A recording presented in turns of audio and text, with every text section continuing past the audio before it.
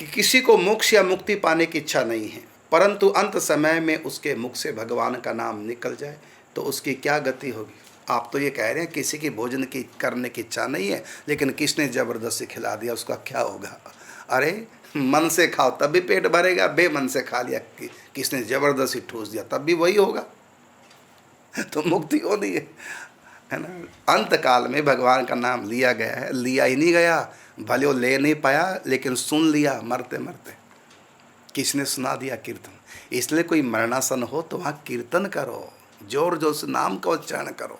कम से कम मरणासन व्यक्ति बोल नहीं पा रहा है, कम से कम वो सुन तो रहा है ना, सुनाते रहो, चर्चा ना करो संसार की, दुख ना मनाओ। और सबको जाना है, मौत सबकी आनी है, कौन इससे छूटा है, तू फना नहीं होगा ये ख्याल झूठा है। एक दिन सब, हमको भी तो जाना है, सबको जाना है। अब उसकी बारी आई है तो हम थोड़ा सहयोग कर दें, बहुत बड़ा दान कर दें, इसलिए कीर्तन प्रारंभ करो। बाद में रोते रहना, रोना तो उस समय सावधान, बल्कि रोने से, दुखी होने से वो जब देखेगा तो उसके मन में भी मोह ममता जगेगी। इसलिए प्रसन्न रहिए उसके सामने, चाहे पाँव की तरफ ही हो कोई बात नहीं, ऊपर की तरफ चित्र लटका दो उनके इष्ट का, जो जिनसे वो विशेष लगाव, उनका दर्शन हो जाए। और तब तक कीर्तन चालू रखिए जब तक सिर ना त्यागे। बल्कि पूज्य श्री सेठ जियादयाल गोंदका जी ने तो एक ऐसी मंडली बनाई थी, परम सेवा मंडल।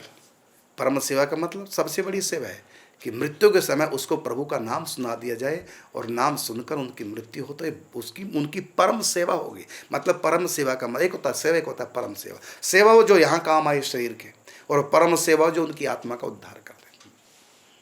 तो उन्होंने तो एक मंडल तैयार किया था, जहाँ भी कोई मृत्यु किसी के वहाँ जाके पहुँच जाओ, उनको कंठी पहन दो, तिलक लगा दो, मुख में गंगा जल तुलसी और हरि नाम संकीर्तन जब तक सिर न छूटे। बाद में रोते धोते रहना, लेकिन उनके सामने कोई संसार की चर्चा न करो। चर्चा करनी भगवान की चर्चा करो।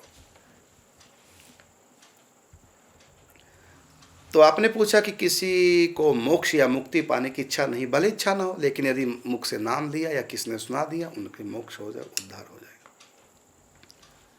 हाँ, यदि उसके मन में है कि मैं मोक्ष ना लूँ, फिर दोबारा आऊँ, फिर अच्छे काम करूँ, लोगों का भला करूँ, दया विशेष है, तो ऐसे दयालु कृपालु कई बार जन्म भी ले लेते हैं दोबारा दुनिया का भला करने के लिए। और कई बार होता है कि हम लोगों का भला करें और अंत समय में राम नाम लिया, लेकिन मुक्ति नहीं चाहता, लोगों का भला चाहता, तो ऐसा व्यक्ति जललोक, तब यदि गृहस्थ है तो वो महरलोक में, यदि वो वानप्रस्थ है तो जनलोक में, यदि वो सन्यासी है तो तपोलोक में चला जाता है। फिर वहीं से वो समाज का उद्धार करता है। और उसका उद्धार फिर कब होगा? मृत्यु के समय तो नाम लिया था, तो उसका फिर उद्धार कब होगा? उसको बोलते हैं हम लोग क्रम मुक्ति में चला गया। मतलब अभी नहीं होगी, हाँ, तो कब होगा? तो जब 14 मनवंतर पूरे हो जाएंगे। ये तो 7वां मनवंतर का 28वां कलयुग है ना। एक कलयुग में, एक मनवंतर में 72 चौकड़ी होती है, 71 पूरी होकर 72वीं चल रही होती है, तब मनवंतर बदलता है। और इस प्रकार जब 72 बार ये चारों युग बीतेंगे, ये चारों युग 72 बार, तो मनवंतर बीतेगा, फिर वो 8वां मनवंतर, फिर 72 बार चारों युग, फिर 9वां मनवंतर, फिर 72 बार चारों युग, फिर 10वां। इस प्रकार जब 14वां मनवंतर बीतेगा, टोटल आयु 14 मनवंतर की होती है पृथ्वी। तो 14 मनवंतर जब पूर्ण होंगे तब महाप्रलय होगी।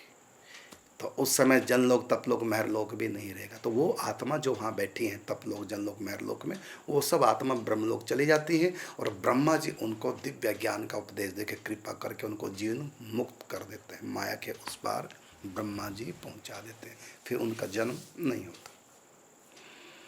ये बताया, मुख में नाम लिया लेकिन मोक्ष की इच्छा नहीं, तब भी होगा, लेकिन वो बाद में हो जाएगा। यदि उनका जन्म लेने का मन है कि दोबारा जन्म लेके परोपकार करूं, वो दोबारा भी जन्म ले सकते हैं। लेकिन ये जन्म साधारण नहीं होगा, कोई महापुरुष के रूप में जन्म लेंगे, एक क्रांति लाएंगे समाज में, दुनिया का उद्धार करें, ऐसा भी होता है।